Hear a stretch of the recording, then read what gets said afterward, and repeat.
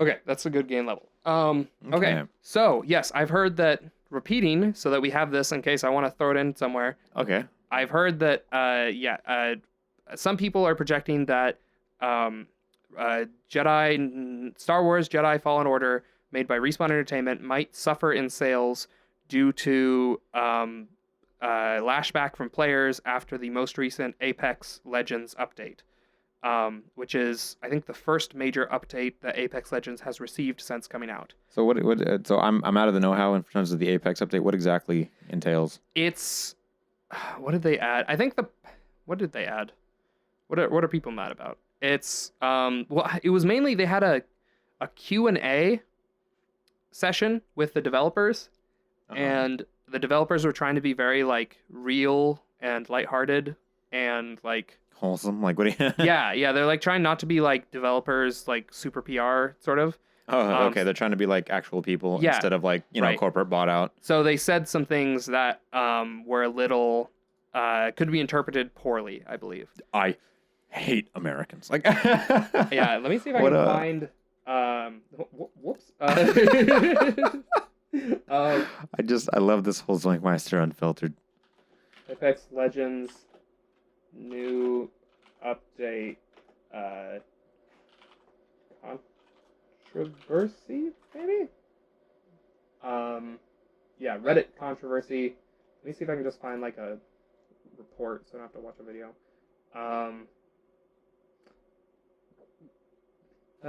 Hold up. So yeah, on Friday we gave Apex fans an update how we changed the Iron Crown event. Some of the team then joined a discussion with our community Reddit, and things got a pretty bad place. Some of our folks crossed the line with their comments, and that's not how we want Respawn to be represented. So I wish I could find what exactly they said, but it was just stuff like... wait, hold on, right there. The Flame War led the Apex Legends community to write an open letter addressed to Respawn. You can read the entire message below. You have committed the ultimate cardinal sin. You got personal. You as a team of professionals trying to make money got personal. You got personal and decided to insult your platform. Your play base. Calling us asshats and freeloaders. Not a wise move. We won't forget this. You set a new tone for kind of, you get what's going on here. Right. So the idea was, so what happened was someone made a comment like, we don't like the microtransactions were added to Apex Legends, right? Or whatever. Of course, yes. And so then the developers responded with something like, well, you're an asshat, you freeloaders. No. So it's like they said like the Apex Legend player base is made up of like freeloaders or something like that, right? And then someone responded, it's like, that's not a very good way of saying it. And then he replied with, okay, no, sorry, I meant that in a good way. So yeah, I don't know. He said basically like when he said freeloaders, he meant to say that like those who don't pay, like they're just here because it's a free game. Like what do you mean? Like no, it was. I wish I could remember it now, but he was saying that like, hold up, let me think. I'm gonna cut for a second. They're not technically directly getting money because they're not putting anything into the game. Like what do you mean? That's what I assumed that when you said freeloaders in the good way, that they're just here for the free experience. I mean, it's not a bad thing. No, right. It's just more like the game has to be developed differently because it's free, I guess. Of course, it's a free-to-play game. Like free-to-play games aren't actually free; they're just free to start. Right, and so that's the thing is they're saying that like the player base is also like open to everyone, and so to some degree that does make it like they kind of have to like updates can be hard to tell whether or not like because you have your casuals and you have your hardcores. Right, and it's exactly. kind of hard to find that balance in between. Yeah, I think that's kind of what he meant by it is that just like it's hard to tell how well received something is when anyone can try it, even if they aren't like your core audience. Of course. But then so then someone someone was then like, you're a bunch of money grabbing losers, whatever, and they're like, yeah, well and so I think that's you're an asshat. Right. I think that's how the second comment came about was just like, basically this people didn't like this word. And so they like started throwing insults. And so the developers trying to be whatever, they started throwing insults back is basically what happened. I don't really think that's fair. In any profession ever, I think it's important for someone who's not in that profession to understand that person's still human. I mean, like even when you go to like, like you see those videos of people like screaming at like McDonald's employees, like, you know, what is this? I'm like, dude, they're just a McDonald's employee. I mean, relax. They're not like a perfect Did you hear about machine. The Popeye's chicken controversy? Where the sandwich? Yeah, the new chicken sandwich. Where like, I don't know. I guess people are fighting over it. Suing Popeyes for false advertisement because the fried chicken ran out too quickly or something like that. You get what? I don't know. I wish I knew. This is the best country for fun. Like, as far as like, I mean, to sit back and watch the calamity happen. America's great. I don't know how we can have fried chicken battles. Yeah. Long story short. Yeah, there's a chance that the Jedi Fallen Order will take a hit in sales because sometimes gamers can be a little bit fickle. That's what I was going to say, is that I was looking forward. I mean, I don't like that EA is still having the license for the whole Star Wars thing, but Respawn is a great team that for the most part, their games are great and they're not getting enough, like, you know, like they're not getting I feel the respect in the gaming atmosphere that they should, because like Titanfall 2 is fantastic and I'm looking forward to everything I've seen so far. And yeah, it has the EA logo stamped on it, and I'm like, yeah, I mean, who cares about that? But like, I would be really sad with like humanity and the gaming atmosphere as a whole if the new Star Wars game by Respawn goes down because of Apex Legends update and this extremely minor controversy between. I've heard that some people are thinking that this might be the last chance EA has with the Star Wars franchise. I definitely think it is. So if this game doesn't go well, I think Disney might pull out with EA at least. I don't know. We were actually talking a little earlier about what company we would want to make a Star Wars game, and I was listing Insomniac. I think might make a good Star Wars game. Yeah, I was trying to think of some, and then I realized in the back of my head, every good Star Wars game I've ever experienced was by, like, you know, LucasArts production. Like, you know, they're in-house, and I was like, oh shoot, that doesn't exist anymore. No, so I can't believe Outcast, Star Wars Jedi Knight 2, Jedi Outcast is coming to the Switch. Yeah, I like actually teared up a little bit. That was when I in the direct when I saw that, I was like, wow, that is so out of left field. Right. Because as of right now, what the PC is the only way to play that game. Yeah. Like modern. It's I don't know. It just blew my mind. I was like, wow, that's support I did not see coming out of left field. That's crazy. That blew my mind. But yeah, it's a matter of you know, there is a good chance. Like I'm sure you've heard before that with Epic Game Store, I guess gamers aren't a big fan, and some games, if they're not coming to Steam, if the sequel to a game, if a game is on Steam and its sequel is not coming to Steam, it's instead going to the Epic Game Store, then people will review the first game, poorly, to show their lack of support. So it doesn't they will trash this game that's probably good just because it's, you know, it's like, oh, the sales of the other game, whatever. That's really bad. That is like really, really bad. I don't know. Maybe it's sad to say that there should probably be like a process of human people reviewing reviews now. I believe Steam has taken measures to prevent review bombing. Yeah, because that's horrible. And then even so, I know there was a big issue with Astral Chains, which is Platinum Games' newest IP. It's a Switch exclusive. Oh. And I guess there was this controversy with the director where the people or some of the fans who, you know, because Platinum Games, they're known for being the whole nonstop climax action Bayonetta style that, you know, it's like remotely, it's their thing. It's like their style, Platinum Games' style. Yeah. So Astral Chains being the Switch exclusive, there were a bunch of people that were giving it sour reviews who didn't even have the game. And the reason they were saying is because, oh, they're sticking it to Switch again. What is this? And then I guess a bunch of people tweeted like, hey, to the director, why this, why that? How come do you hate this platform? And then one tweet in particular he actually responded to, where they're like, why is Astral Chain stuck on Switch? Do you hate Sony? Because they want it on PlayStation. Right, because of the whole, yeah. It was on PlayStation. And then the director just simply responded, I'm fulfilling a contractual obligation. If you have any issues with the platform, you can take it up with the producers of the game, Nintendo. And I was like, perfectly sound. I don't know how people can get mad. It's an original IP. It doesn't even belong to a prior series. No. Like, I'm sorry. It's Switch exclusive. Like, come on. And Platinum Games isn't a AAA company. They're just like a AA size about. And like they don't make.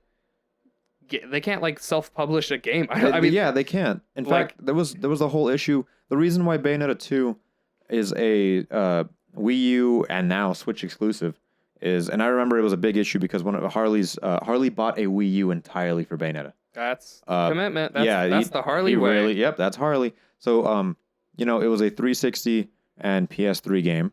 Why? And I know the whole open thighs, I'll never get it. Anyways, so 360 PS3 game, and then the sequel came to Wii U exclusively. And a lot of fans were really mad about that. I think they tried review bombing Bayonetta 2 as well, but it was like less acceptable back then. Yeah. So like people really didn't do it, or they were seen as like, oh, you're review bombing because you hate America. I don't know, stupid stuff. So the whole thing with that is that Bayonetta was developed by Platinum, but produced by Sega. So the whole issue with that is Sega published the first game. Right. So straight up, they paid for it. You know, in layman's terms, for those who are slightly less educated with the whole gaming atmosphere, is you have the people who make it and the people who pay for it. Yes. So Sega paid for this game to be made by Platinum Games. Yes. They made it. And Bayonetta has its own style to it. Right. With the whole Platinum hard action thing, and kind of ushered in the new age of, Platinum's current, what Platinum's known for. Right. So when the sequel came time to make, Sega went to publish it again, and I believe the funds that they had set aside for specifically Bayonetta 2, they were having a really rough patch that year, so they actually couldn't afford to continue to fund Bayonetta 2. Oh my goodness. So Nintendo stepped in and actually saved the project. That's entirely. crazy. Yeah, entirely. And then said, hey, we'll save your project, but it needs to be, we're Nintendo. We have to, if we're going to publish this game, it has to be a Nintendo exclusive game. Yeah. So they're like, okay, no problem. So that's how that started. And then they went ahead and said, you know what? I feel bad for all the players that feel alienated. We'll also bring Bayonetta 1. Yeah. Because, that's a port. Great. So that means it was paid for by Nintendo again and included in a bundle. We'll pay for this to come over. Yeah. Easy as pie. And then I'm sure it's the same thing with the Switch versions of Bayonetta 1 and 2. I'm sure Nintendo also paid again to have that ported over to the Switch. But people were really angry. Bayonetta eventually came to PC. And I mean... Bayonetta 2 or just 1? Bayonetta 1. Okay. Eventually came to PC, but a lot of people were really upset. I mean, because the Wii U was even like a commercial failure console. Right. So, for its most part. So, I mean, Harley that bought a Wii U, I mean, besides Bayonetta 2 and Smash, I can't think of any other games he has. I think those are his 2 games. Makes sense. Smash 4 for Wii U. Oh, yeah. So, I don't know. That stuff like that honestly really makes me upset. Because I'm really because even like Nier is published by Bandai Namco, and that's like that was a really successful game. It was a PlayStation 4 exclusive for the first year, right? And now it's on PC now. Now it's isn't it also on Xbox? It might be. I could check. I believe it's also on Xbox. So I mean, it's like that. I don't know. It's like a publishing thing. So I don't know. Yes. Do you see it there somewhere? I swore I did for a second. I thought I saw like Xbox somewhere. I'm sure it's on the platform. Yeah. Yes. Xbox One. Yeah. So it's everywhere. Yeah. So I mean, I don't know. I don't like the whole timed exclusivity thing. Sorry, I said Bandai Namco. I meant Square Enix. Whoops.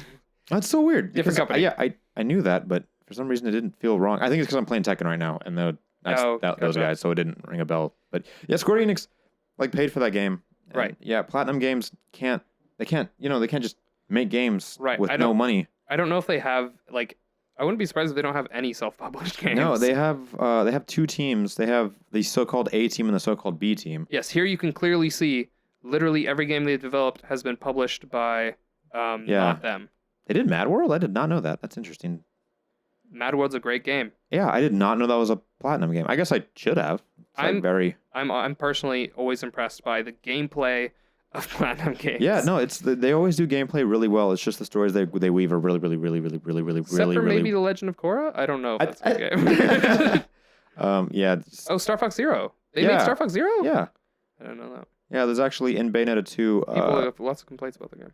If you wear the Star Fox cosplay outfit during a mission where you fly on top of a plane, it switches to an R-Wing. I didn't know they were making Scalebound either. They were. Yeah, that's I didn't know that they had been making it. No, that was... Yeah, that one's still kind of sour. I hope someone else pays for that to come back. Probably not. But anyways, I don't like the whole... I don't like time exclusivity. I'd rather prefer straight exclusivity. Yeah. Because I feel like that's the whole reason to own a console of a particular side, is having exclusive games.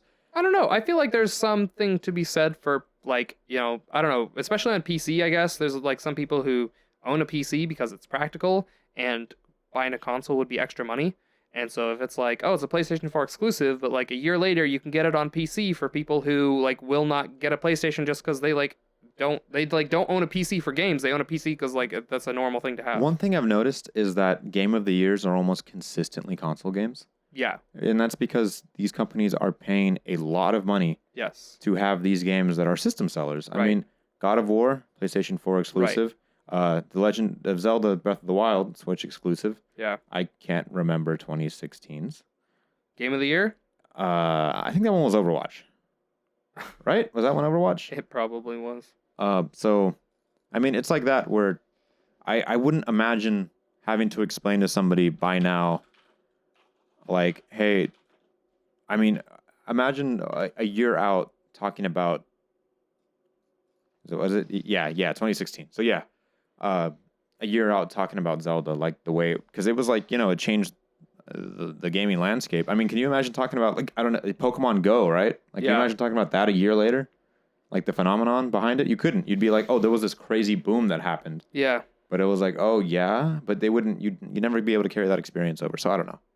Long story short. I never played it. It's not fair if Star Wars does get slack. Yes. No, absolutely. For the Apex Legends deal. I don't even think there really should be an Apex Legends deal. Yeah. For the most part. And I don't know if we've announced it on the channel before, but I guess I'll say it here. I hope to play Star Wars Jedi Fallen Order on the channel with like a lot of concentration. I don't wait. I'm going to be posting that like a lot when it comes out, I think. I hope so. Yeah, cover it as soon as possible because I don't know if I'll get it launch day. We'll see. I don't know. I'll hope to get Adam on it, but if he can't, then we'll try to get him in there. But continue without me if you have to. Yeah. But it'll be fun. So look forward to that. This is their last chance. I'm actually afraid EA is a necessary evil because they can do stuff like this.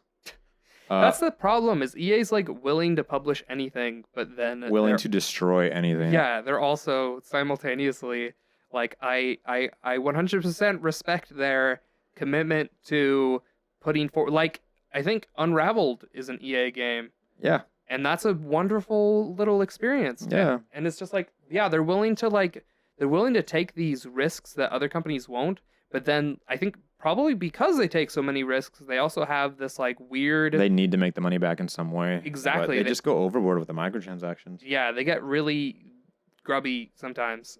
One of my favorite games is Alice Madness Returns, and the video game rights are owned by EA. And they won't allow another game to come out in that series. Nor will they allow it to be ported to any other thing. Nope. It's what it is on Steam, so that helps. One thing I didn't think of until right now is I feel like we don't want. That's what you were, when you're like, oh yeah, Insomniac should pick up the license. Yeah. I feel like this might end up going worse. Okay. Because I mean, I think of from Disney's perspective, right? Well, we got to sell out this license. Right. EA, you're done. Yeah. So who else is going to pay big top dollar? And they turn their neck slightly to the left, and Ubisoft's just sitting there with a cigar. Have you heard? Well, okay, no. Ubisoft is probably like second worst, but they did do Mario Rabbids. That was a fine game. That was a well-made game. But they like. I'm sure Nintendo like Reggie like walked over and like put his like hand on his shoulder and like squeezed really firmly. You mess this up. Yeah, I'll end you. Yeah, like I mean, I'm sure Ubisoft was forced to make a good game with Mario. Yeah, they don't make bad games. I feel like the last bad game they had was the Assassin's Creed that had glitch mess, but it's like I don't know, when they were fixed they weren't bad. Mama. I mean, they had like 12 of those. So Just Dance. That's the rule, right? If you have 12 games in a series, it can't be bad, right? It's like consistently. Like the Pet series. Every game in the Pet series. They did Guitar Hero. Yeah. And no, that's the thing. Ubisoft. I watched a video where they broke down why Guitar Hero ended so horribly, like on such a bad note on the end, like why it died out so effectively. Oh, really? I believe at one point they had 7 games in the series come out like the same year or something like that.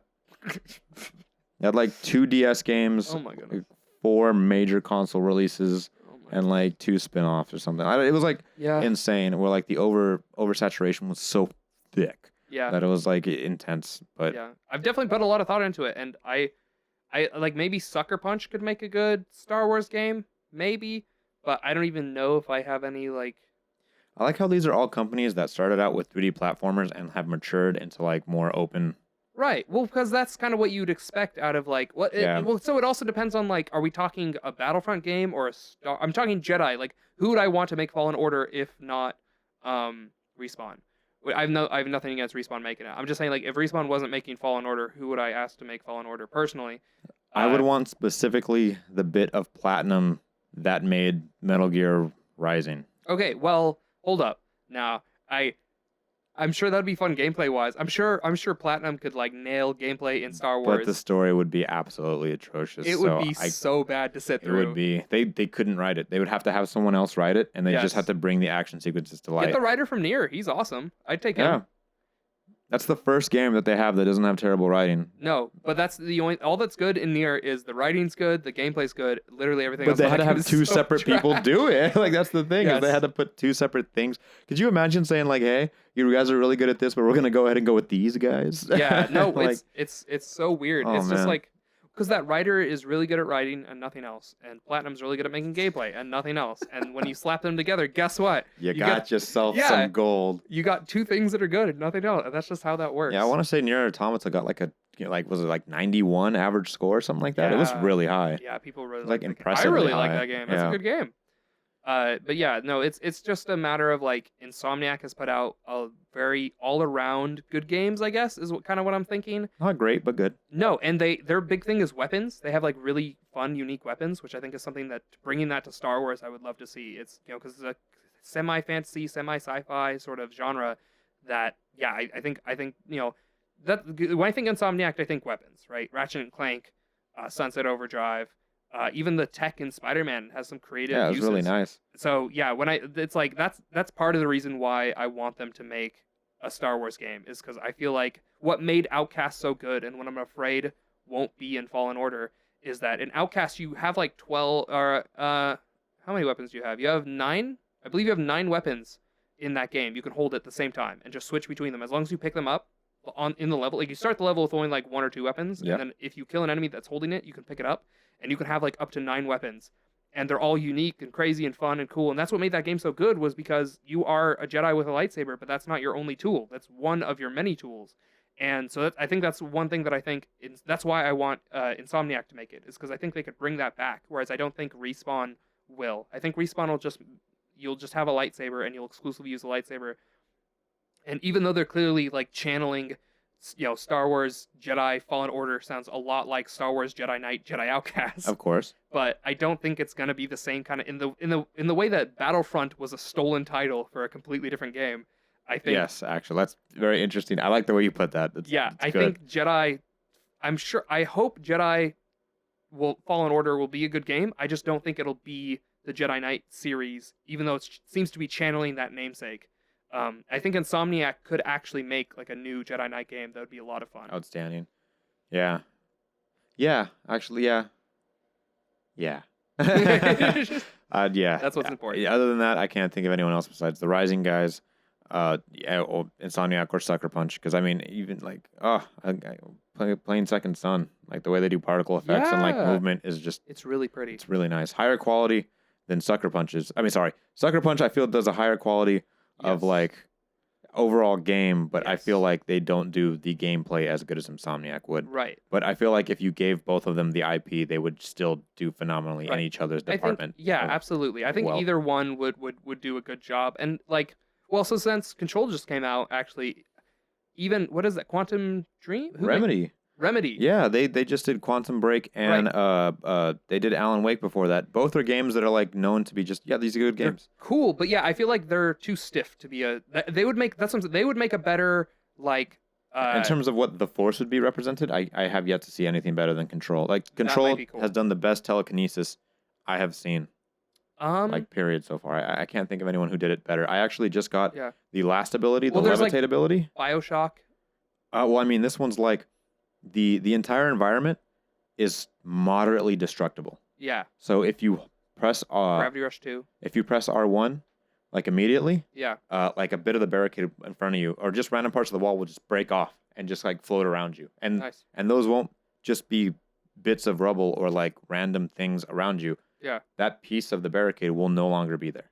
Oh, like you legitimately threw that piece of the wall. Yeah. And now you can see like the concrete girder underneath it. Gravity Rush 2 does that, but with probably everything, not to that degree. yeah, I was like, they did it very well. Like they just slow down in the game because there's so much going on. Right. They did a really good job. It's just, I don't know, that it's not for a base PS4. Yeesh. Yeah. No, so that's the thing is, but yeah, I think that they might be able to handle it. It would just be, I think it might be a little stiffer with looking at the game. Like if you look at Alan Wake, that's one of the stiffest games of all time. I've never played. Oh, yeah. I want to go back and play Quantum Break now. Trust me.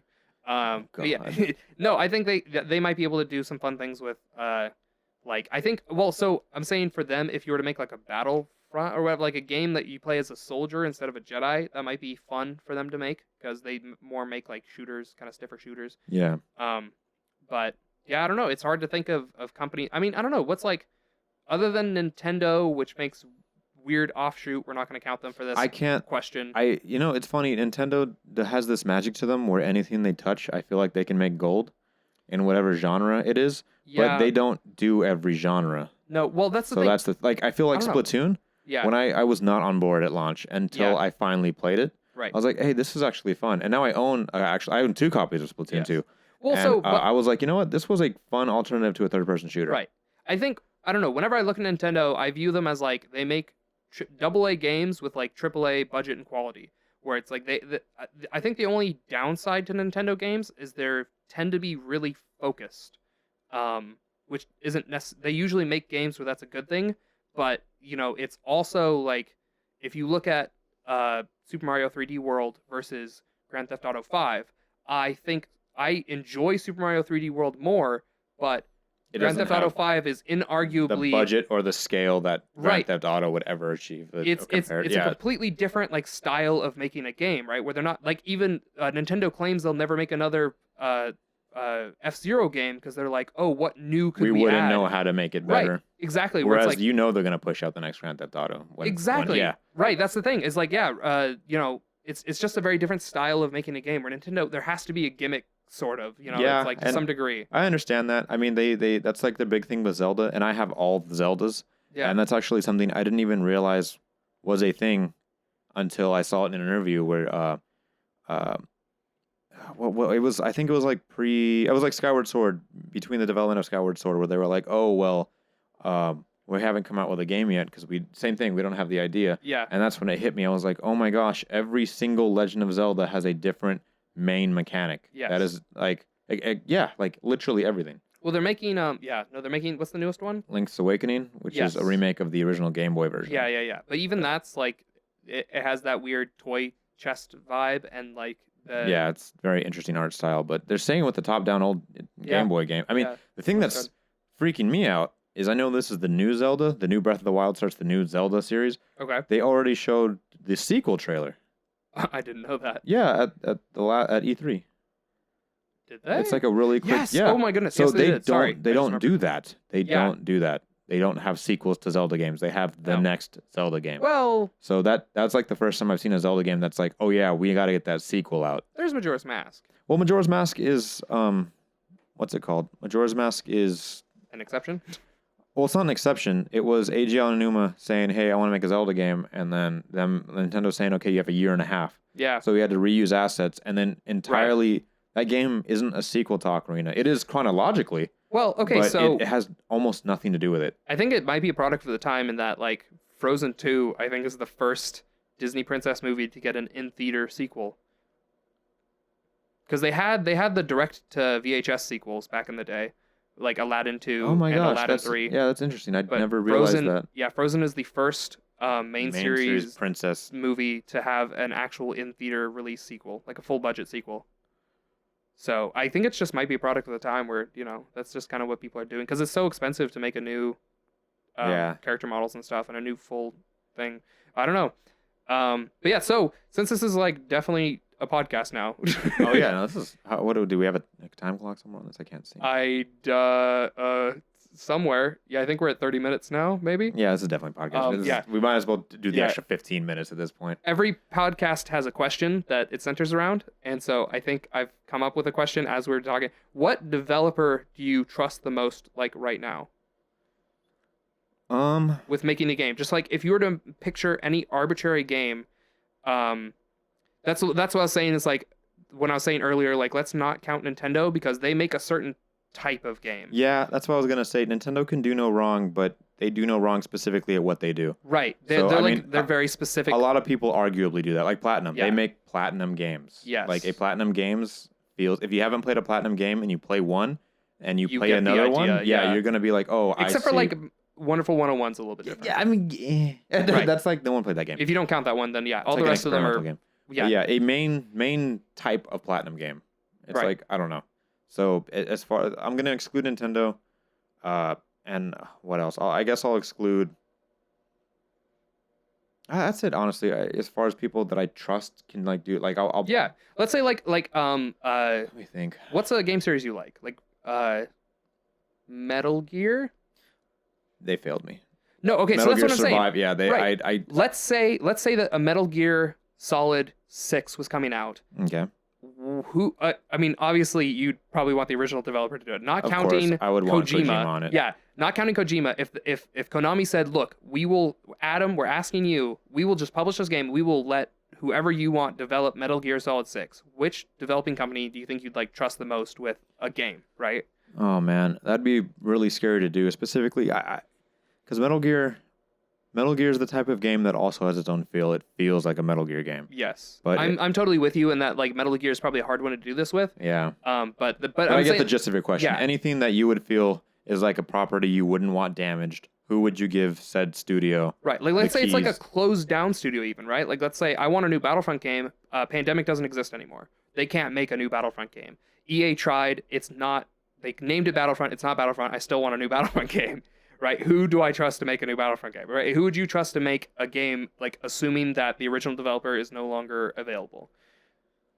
Oh man, I guess it would honestly have to do with what genre it is. That yeah.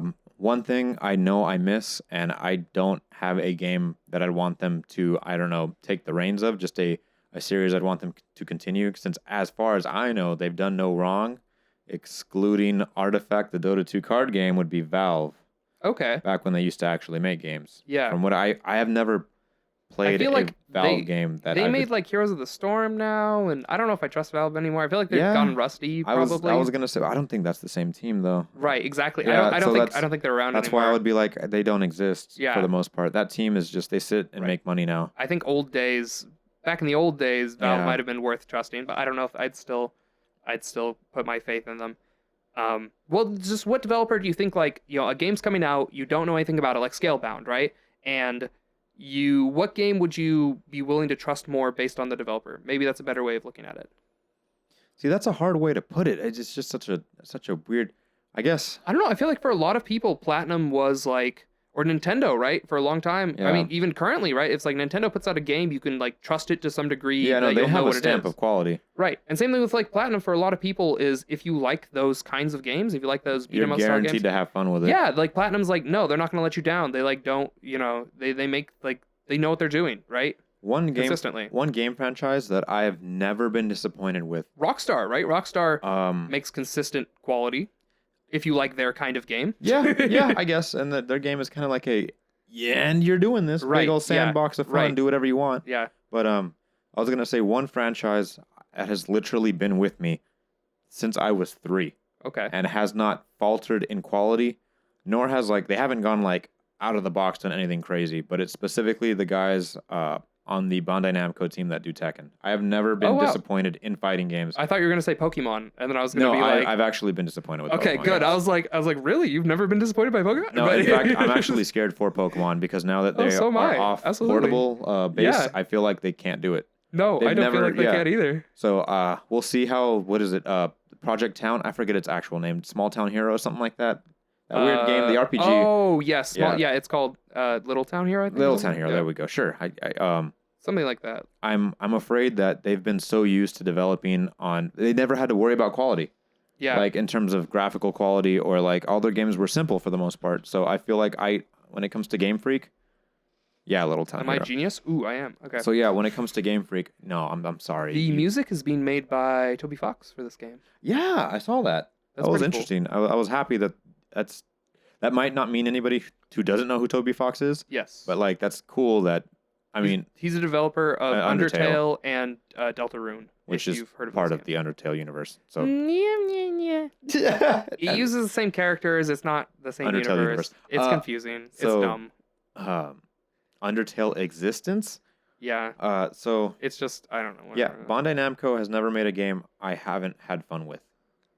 Really? That I've played. I mean, they probably had bad games somewhere down the line. Like I'm pretty sure there's like a Pac-Man 3D world or something where it's Didn't Bandai Namco make like J-Stars? Yeah, and that's one of the greatest games of all time.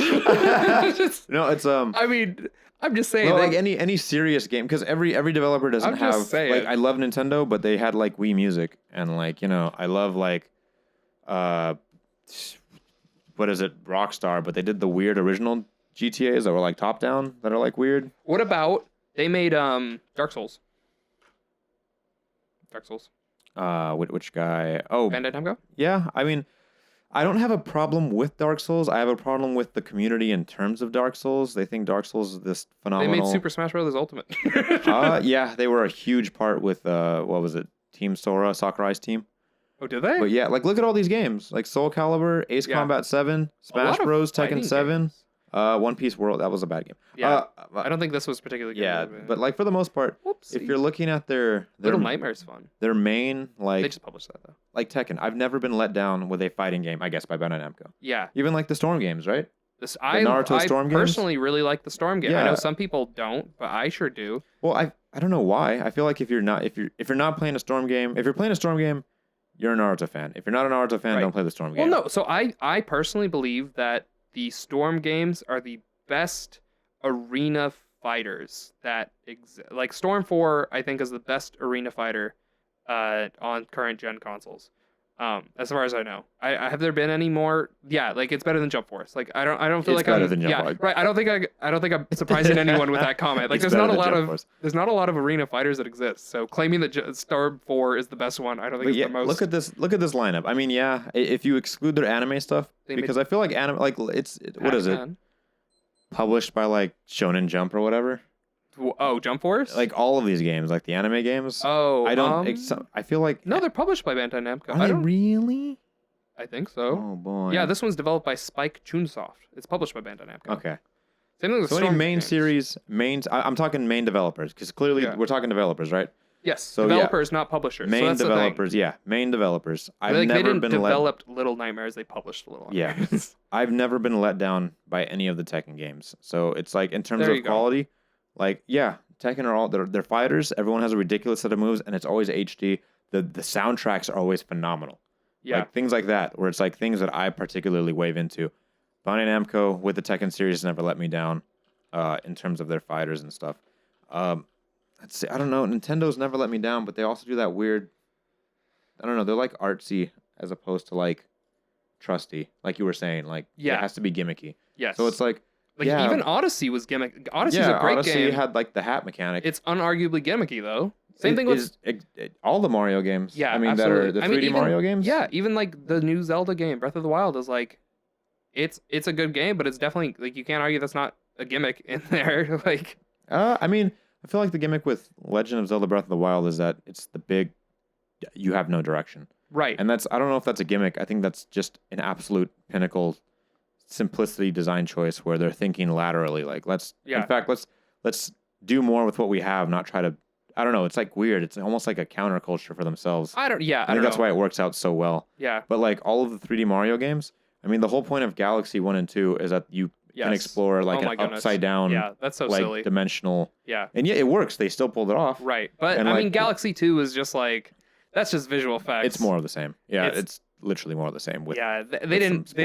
I don't think they made the right like advances in Galaxy 2 that like Sunshine. So fun fact, I haven't done a video on it because I don't feel right unless I would have to do the whole game over again. But Super Mario Sunshine is the second game I ever 100% completed. Really? There's absolutely no. I got every single coin. Wait, when did you complete the second game ever?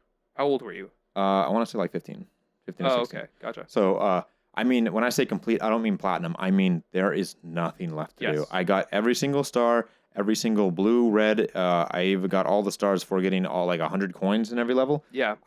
Everything, every single hard. all the hours of fighting the camera, there was nothing, absolutely nothing you couldn't do in that game. And it was as gimmicky as Mario games could get. You have absolutely. a flood backpack spray water gun. Like, right.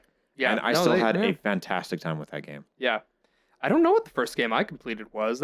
Mine was Prototype 2. Really? For the PS3. You were in like high school, right? I was in high school. I want to say I was like... That's great. Well, 15. okay. No, maybe the first game I completed, I might have been in high school too. But I didn't start playing games until high school, so it's like really hard for me to gauge. I started playing games at 3. Yeah.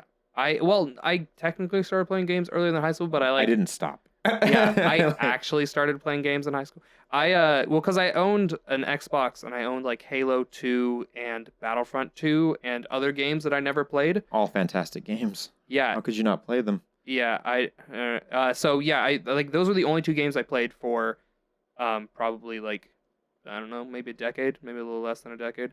And I didn't actually get into the kind of gaming I am now until sophomore year of high school. I've always played games pretty consistently, but I want to say it's not until maybe freshman year in college for me that I started like my mind stepped over from the games are fun. Call of Duty is so awesome. Right. To be fair, right. I played, when I say I started playing games in high school, I mean that when I was a freshman, I played Call of Duty and Minecraft. And now that that's cool, I'm not playing them. I mean, like, I don't know. I used to think that, oh yeah, this game is so good. You know, it's so fast, Mountain Dew, and like, you know, all that fun stuff. No, well, they are fun. They just aren't But then like now I look back and whenever I see the guys who are like excited that the new Madden or like the new 2K comes out, I'm like, you know, as far as a $60 investment goes, you can have a much better time with this. Yeah. And I played NCAA football 2004 and I enjoyed it. I just didn't get any more of them. Exactly. See, that's the thing. As I looked back at my old collection, because here's a fun fact about me. I actually buy 3 used games a week, and I've been doing it for like a long time. I have a pretty big collection. I buy about like 3 games a year. Yeah. So. Well, I mean, physically, right? I mean, I've seen you like buy digital games like every summer sale, like games I've never even seen you play. But I probably still haven't played them. I have 75 games on Steam, and I've probably only played like 5. I know it's only 2 years of Steam. You've had your PC for 2 years, and that's it. No, less than a year. I've had my PC for less than a year. Oh yeah. Yeah. So yeah. I own 75 games on Steam, but I've owned my PC for less than a year. But yeah, but not 3 games a week. I don't think. No, I try to buy 3 used games a week to add to the collection. But when I started gaming at 3 and then collecting, I want to say when I got my first console that was mine, which was an N64 for Christmas, because it was just hand-me-downs I was playing. For the sake of argument, the very first game I ever owned was Pokemon Silver when I was in 1st grade, so I would have been 6. And then the first console that I owned was the original Xbox, and I owned Halo 2 was the first real video game that I played, not counting all the dumb Game Boy Advance games I owned that were dumb. And I can't tell you what year that was because I did not get the Xbox when it came out. I got it like way later. I believe it was my 5th Christmas, so that would be, the year 2000? Okay. So yeah, I want to say... I got the N64, I believe Smash and Pokemon Stadium. And then from then, I like steadily kept collecting games forever. Yeah. Oh, I actually remember Battlefront 2 had not been out when I got my original Xbox. So that was a game that I actually purchased in the store. So that'll give you a time frame. While you look that up, I'll continue with my thing. So right around, I want to say 13, I went through this phase where suddenly it wasn't just a phase. And I got rid of all my games. I sold them. Oh, wow. Okay. Except for oh, yeah, so did I. I want to say I sold everything but my Wii. No. What time was that? So the Wii came out, and I want to say 08 or something. So I definitely 07? Definitely got my Xbox in either 2004 or 2005, and that was the first real console game that I owned or ever played at all. So I played Outcast before that, but I was way too bad at games to actually say I played. Okay, never mind. I think okay, so I sold everything I had, right? Yes. And I also sold everything I had at one point in my life, and I regret it immensely. It was actually... Yeah, it took me a couple of years to get everything I lost back. It was luckily only my PlayStation 2 games that I sold, so I still have all my original Xbox games. But I sold everything at, I want to say either 12 or 13, And it wasn't until my parents got me the Wii, oddly enough, on launch Christmas that year. And it was like super sold out, and my mom waited in line for like several hours for it. Yeah. And it came with The Legend of Zelda, which I'd never played a Zelda game before that. The original Legend of Zelda? No, Twilight Princess. Oh, okay. And Super Monkey Ball on the Wii. Yeah, the and Wii version is dumb. I was like, oh man, Super Monkey Ball, what is that? And then Legend of Zelda, that weird fairy game. Yeah. And I was like, I'll play it though for mom. And then I was first off, I put in Wii Sports, and for the time, phenomenal. Like, blew my mind. Yeah. I was like, motion controls. I played literally. I maxed out all the things I could, and all the Wii Sports. I was like, this is fantastic.